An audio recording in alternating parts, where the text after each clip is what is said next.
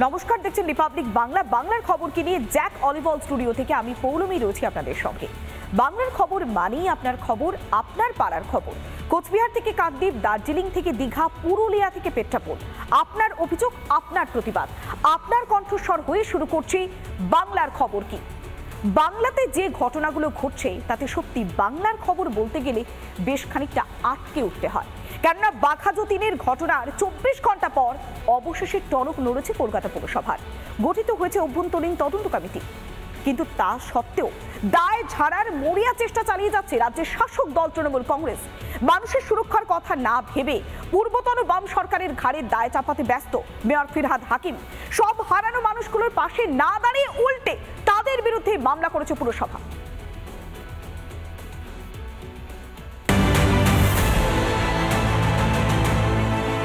আবাস স্যালাইনের পর এবার ফ্ল্যাট নির্মাণ নিয়েও দুর্নীতির অভিযোগ।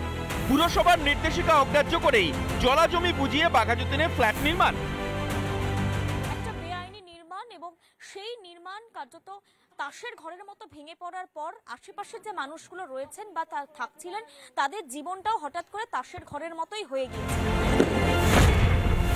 বেআইনি নির্মাণ নিয়ে তৃণমূল সরকারের বিরুদ্ধে সরব এলাকাবাসী। 2012 সালে কোন কাউন্সিলর ছিল, কোন কাউন্সিলর ছিল না, সেটা ক্যালকুলেশন এবং পেপার কথা বলবে। আমি কিছু বলবো না, পেপার জায়গা কথা বলবো।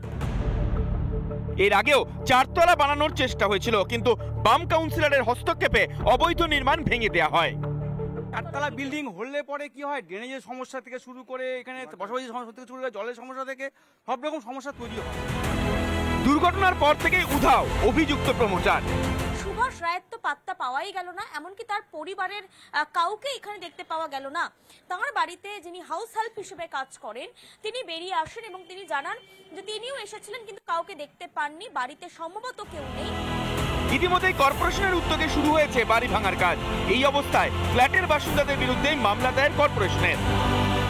কারেন্ট দিচ্ছে, হঠাৎ করে আজকে ভেঙে পড়েছে বলে কেস করে তো লাভ নেই। যখন 4 তলা হয়েছিল তার আগে কেস করা উচিত ছিল তখন।